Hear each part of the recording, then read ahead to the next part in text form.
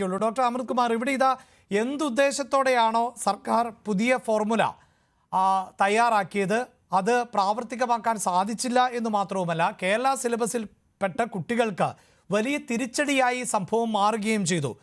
യഥാർത്ഥത്തിൽ സർക്കാരിൻ്റെ പിഴവ് എന്നല്ലാതെ എന്താണ് ഇതിന് ഒരു ഉത്തരമുള്ളത്?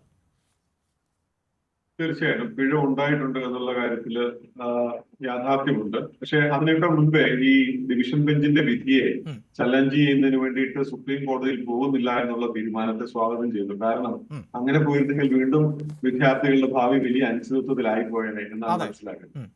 അല്ല, അതിന് മിനിസ്റ്റർ പറഞ്ഞത് ഓഗസ്റ്റ് 14, നേരത്തെ സൂചിപ്പിച്ചു, AICTE നിർദ്ദേശമനുസരിച്ച് ഓഗസ്റ്റ് 14 മുമ്പാണ് ഈ നടപടിക്രമങ്ങൾ പൂർത്തിയാക്കേണ്ടത്. സുപ്രീം കോടതിയിലേക്ക് പോയാൽ വലിയ കാലതാമസം ഉണ്ടാകാനുള്ള സാധ്യതയുണ്ട് എന്നാണ് ഇപ്പോൾ പറയുന്നത്. അതായത് സർക്കാർ ചെയ്ത തീരുമാനം തെറ്റാണ് എന്നിപ്പോഴും സർക്കാരിന് ബോധ്യമില്ല. കോടതിയിൽ പോയാൽ സമയമെടുക്കും, അതുകൊണ്ടാണ് ഈ പോകാത്തത് എന്നുള്ളതാണ്. അതെ, അതുകൊണ്ടെങ്കിലും വിദ്യാർത്ഥികളുടെ ബുദ്ധിമുട്ടെങ്കിലും പരിഗണിച്ചത് മാറ്റിവെച്ചു എന്നുള്ളത് നല്ല കാര്യമായിട്ട് കാണുന്നു. പിന്നെ 2011 മുൻപേ അഭിലാഷ് പറഞ്ഞതുപോലെ തന്നെ 2011 നമ്മളുടെ പ്രോസ്പെക്ടസ് രൂപീകരിച്ചത്. ഇപ്പോൾ നിലനിൽക്കുന്ന പ്രോസ്പെക്ടസ് രൂപീകരിച്ചത് വളരെ വിശദമായ ചർച്ചകളുടെയൊക്കെ അടിസ്ഥാനത്തിലാണ് പ്രോസ്പെക്ടസ് പ്രിപ്പയർ ചെയ്തതെന്നാണ് മനസ്സിലാക്കുന്നത്. ഏതാണ്ട് 14 വർഷത്തോളമായിട്ട് ഇതുവരെ പ്രോസ്പെക്ടസ് മാറ്റാതെ തുടരുകയാണ്.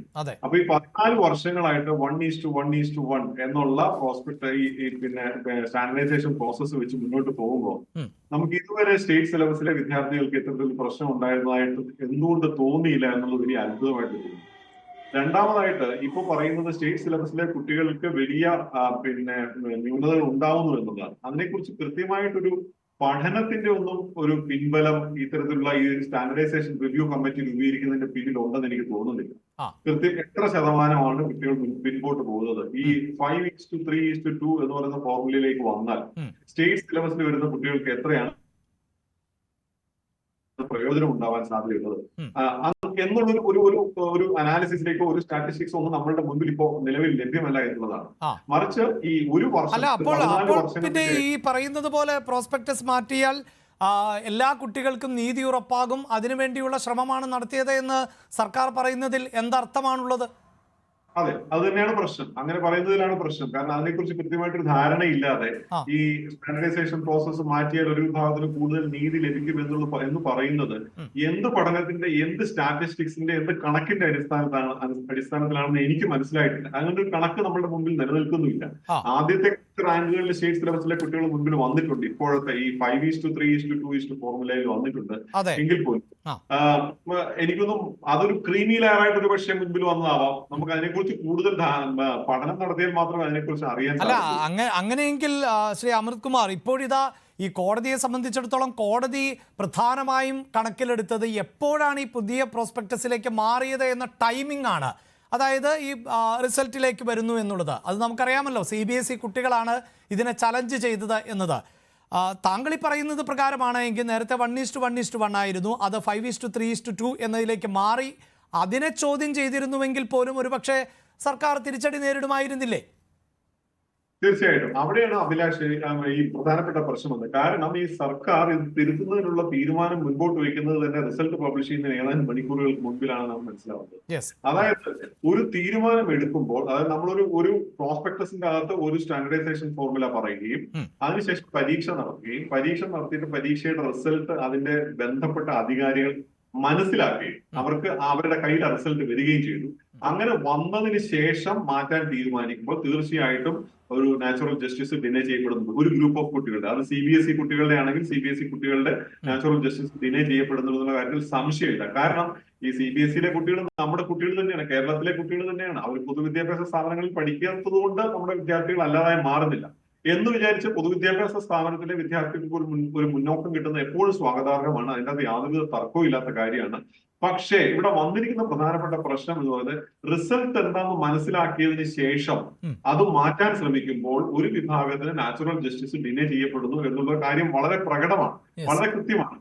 അത് അവിടെയാണ് ഏറ്റവും വലിയ വീഴ്ച വന്നത് എന്നാണ് ഞാൻ മനസ്സിലാക്കുന്നത്. ഇനി ഇതിനകത്ത് ഒരു പ്രധാനപ്പെട്ട കാര്യം കൂടി ഉള്ളത് അഭിലാഷ്, ഈ കേരളത്തിലെ സ്റ്റേറ്റ് ബോർഡ് സിലബസിൽ പഠിച്ച വിദ്യാർത്ഥികൾക്ക് ദോഷം ചെയ്യുന്നു എന്നുള്ളത് കൊണ്ടാണല്ലോ ഈ 1:1:1 എന്ന ഫോർമുല മാറ്റി 5:3:2 എന്ന ഫോർമുലയിലേക്ക് വന്നത്. ആ. അതിന്റെ വളരെ ഇൻഡയറക്റ്റ് ആയിട്ടുള്ള ഒരു മെസ്സേജ് എന്താന്ന് ആ. വെച്ചാൽ നമ്മുടെ കുട്ടികൾ മോശമാണ്.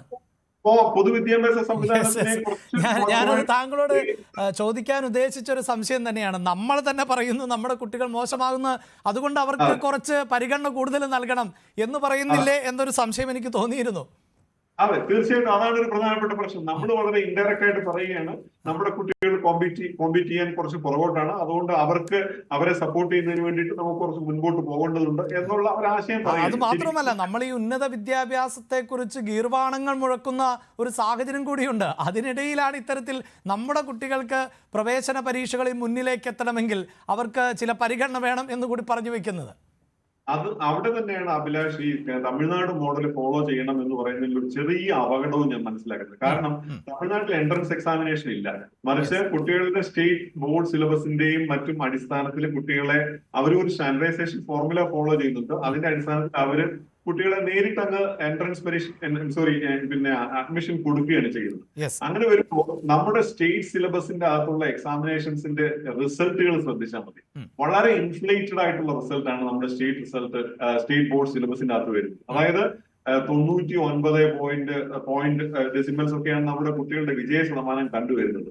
അങ്ങനെ വരുമ്പോൾ യഥാർത്ഥത്തിൽ ഒരു കൃത്യമായിട്ടുള്ള മൂല്യനിർണ്ണയം നടത്തി അതിന്റെ അടിസ്ഥാനത്തിൽ എടുക്കുന്നതിനുള്ള ചില പാകപ്പിഴകൾ അതിനകത്ത് വരാൻ സാധിക്കും. കാരണം ലക്ഷക്കണക്കിന് കുട്ടികളുടെ 5 ലക്ഷം 6 ലക്ഷം കുട്ടികളുടെ ആൻസർ ഷീറ്റുകൾ ഏതാനും ചുരുക്കം അധ്യാപകർ ഇരുന്ന് വാല്യൂ ചെയ്ത് പബ്ലിഷ് ചെയ്ത് നമ്മൾ വരുന്ന ഒരു പ്രോസസ്സാണ്. അതിന്റെ അകത്ത് ഒരു കുട്ടിയെ ഒരു വർഷം മുഴുവൻ പഠിച്ച കുട്ടിയുടെ മുഴുവൻ കേപ്പബിലിറ്റിയെയും ഒരു 3 മണിക്കൂർ പരീക്ഷ കൊണ്ട് അളന്ന് അതിന്റെ റിസൾട്ട് വെച്ചിട്ട് എൻട്രൻസ് പോലെയുള്ള കാര്യങ്ങൾ കൊടുക്കുമ്പോൾ അതിന്റെ അകത്ത് വേറൊരു വലിയ അനീതി ഉണ്ടാവുക എന്ന് പറഞ്ഞാൽ 2 തരത്തിലുള്ള എക്സാമിനേഷൻ, CBSE, ICSE, പല ലെവലുള്ള എക്സാമിനേഷൻസ് ഉണ്ട്. ഇവരെയൊക്കെ സമീകരിക്കുന്നതിൽ വീണ്ടും വലിയ അനീതി. അവര് കോടതിയിൽ ഇപ്പോൾ അത് അതിനേക്കാൾ വലിയൊരു പ്രശ്നമായിട്ട് മാറും.